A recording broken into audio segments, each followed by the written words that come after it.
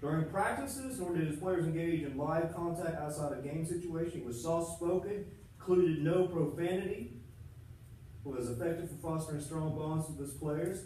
By the way, who won the game last night? UNC. UNC. I was hoping Gonzaga would win just because I think they have a pretty campus. Where is it? Do you know where it is? It's in Washington State, Spokane. I just found that out last night. And then I went and looked at images of the college. They're great. But what is one thing UNC coaches? Yeah, that's right. Roy. One thing that he does not do is what? This was on the news. Cook? Is that what you said? Cuss. He doesn't cuss. He doesn't use profanity. I thought you said cook. No. He doesn't cuss. Did you pull that up? No. Okay. So he does not cuss. So there was a story about this, something on ESPN. But let's see here. Williams doesn't use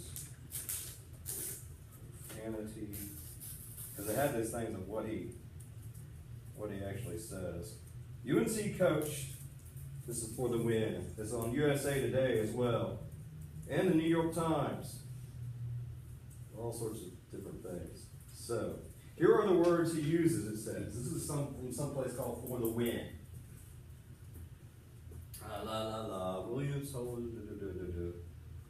I try not to set a bad example for players cursing all the time. I'm just being Roy. So, positive coaching. Blankety blank. He uses that. Dadgum. You know, I really don't give a flip. Flips. Jiminy Christmas. Little sucker. Tough little nut. Rascal.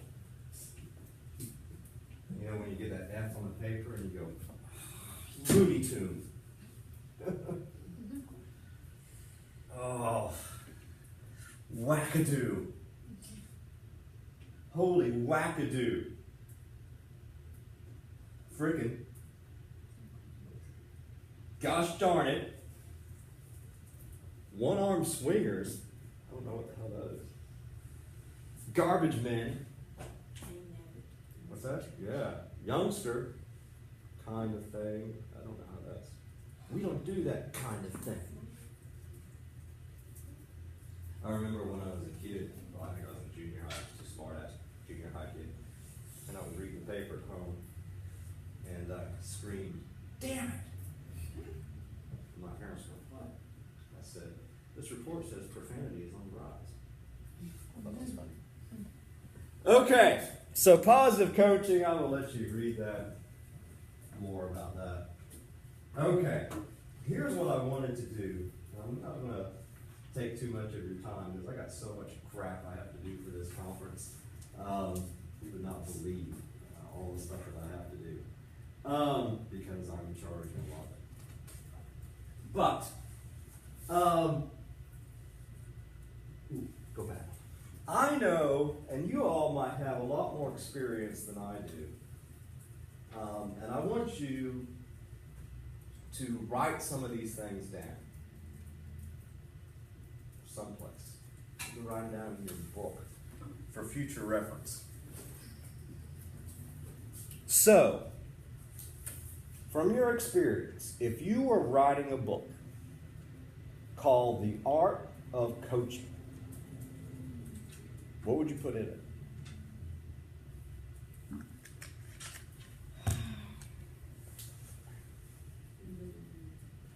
What? What? I don't know. I'm asking you. I guess behaviors. We don't need a big preface or anything like that. So in other words, how to be a good coach.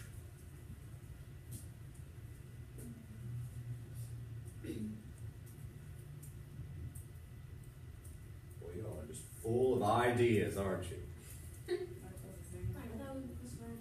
Oh, well, we're writing down, and okay, write it down first. I'll give you a few minutes to collect your thoughts. This is called reflective writing, and then we'll share. I'll be right back.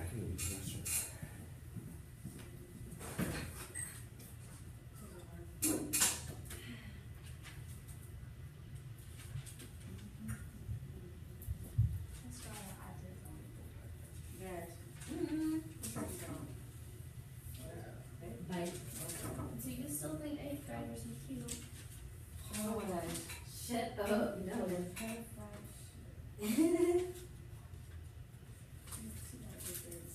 Stop. No, that's really, he was like a nice young boy. My thing is, It's still on set. I'm taking over. Okay, this is for you. This is the copy for our class. This is just copies of all the worksheets that y'all came up with, the updated ones. This is for the teacher. So this is their actual original work. And then this is the list for the people up front, so that perhaps this will get through quicker tomorrow. Okay. Okay, so that's for any, I'm gonna send them another note or send them, call them anyway, let them come in, so we don't beat up all the time. Okay, will do. Thank you. I have decided to leave a little bit later, in the day to go to Greenville. So I'm gonna try and see if I can just come with y'all. If I have a good time, I wanna come again. So I may be there instead of Crystal, but either way, someone will be there at 12. Okay? All right, I'll see y'all tomorrow. Sounds good.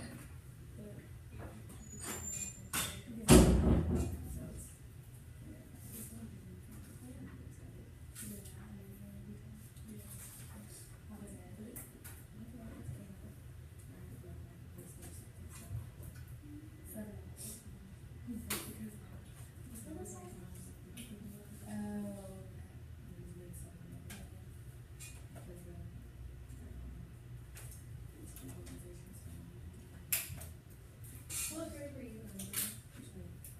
You're not gonna do all those activities too. Yeah, I know. What were you guys doing? Here, you can read all the lesson plan. He was, I didn't even say fine. How old is he? He's probably like 16. 8th grade. You can read all lesson plan. Yeah, look at Lee going through. I mean, the thing about it, you might think, I mean, you're small girl, so you You look the young. Yeah, no, What class class is is one. I'm not gonna talk to you. 13. Public speaking. Hey, you can give me that, get it right at a young age. Oh my gosh, no. Get it right at a young age. Oh, You see, she's encouraging this. There's nothing wrong with that for you to legal history. By the way, I went to the doctor yesterday because I've still been sick. I can't get rid of this cough and all this other stuff. He says these things are lasting about a month. So, dude, still feel bad. See, our syllabus said that you would give us further information if we had a class or not. So I told everybody we should just left earlier. When? The syllabus said that, but you told us we had class. When? It's- For what class? This class. Oh. What does it say? What does it say? I can't remember. Oh, I said the whole week was TBA? Mm-hmm. Okay, because I didn't know exactly what my So schedule was we're going to be. gonna do class TBA. And I probably should have canceled class for the entire, it's just, you all know I'm vice president of this organization, so. Your second vice president. I'm second vice president, but there I will become vice president. So, yeah, I got a lot of stuff. Okay, so did you all come up? Sorry about that, folks. I forgot to. So the evening folks watching that, you had like a few minutes of nothing. You can fast forward. So Flomex is good, and so is Mucinex. What's that? Zyrtex really good. This is This is better. Yeah, that's what I do. I can't. When they looked, I had a bunch of fluid in my ear. He said. Is it allergies or is it? He said it's an infection. He thinks it's an I infection. think I had that same thing. Yeah. He says upper respiratory infection, but like people care. My cough, I'm still like coughing up gum. Yeah, I was like, I never got So this. it's like is my bronchial tube. Yeah. So they actually did a chest X-ray to see, make sure I don't have pneumonia or something. There's no way there's nobody here that can know. Sorry, I'm unloading. I just hate being sick. You know We why? understand. Because I have a penis. That was a joke. Probably it's broken. I got it. You know the man cold and that type of stuff. Yeah. Oh yeah, I know, I'm such a baby. Okay, so ideas. The art of coaching. What makes a good coach? I say positive reinforcement, anger management, player coach bonding, like family and locker room talk. Okay, good. That's really good. Can you say it again? Maybe a little bit louder. Positive Ooh, I'm reinforcement. going to record you. Don't. Oh my gosh. Okay. Positive reinforcement. Okay, which just goes back to immediacy. What else? Anger management. Anger management. So don't be angry, particularly at kids. Yes.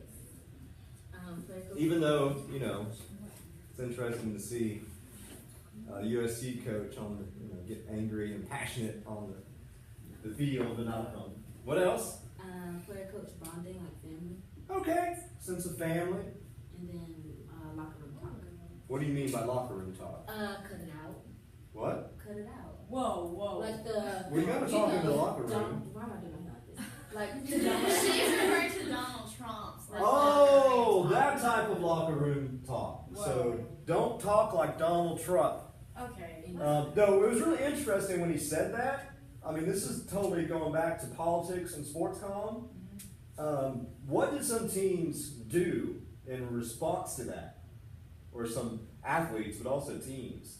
They spoke out about what they really talk about. Yeah, and say, sorry, President Trump, or at that time, candidate Trump, that's not what we talk about in the locker room. That's not locker room talk. And also, just to say something is just anything, it's another way that we create and construct gender and rape culture. The Steubenville thing that I talked about, or had at least a link to it, and the more recent case, which cases of rape are happen every single day, every freaking day, every flipping day, every gosh darn it.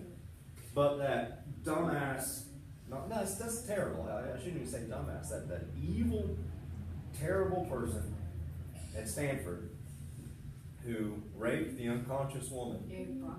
Yeah. And still, boys will be boys sometimes. It's just. He's out now, isn't he? What's that? He's out. Yeah. I think, but they were saying, all this stuff, and this is why gender and media coverage of sports is just really, we gotta pay attention, because he talked about how, he's ruining his swimming career. Who gives a shit about his swimming career at that point? What It's his fault.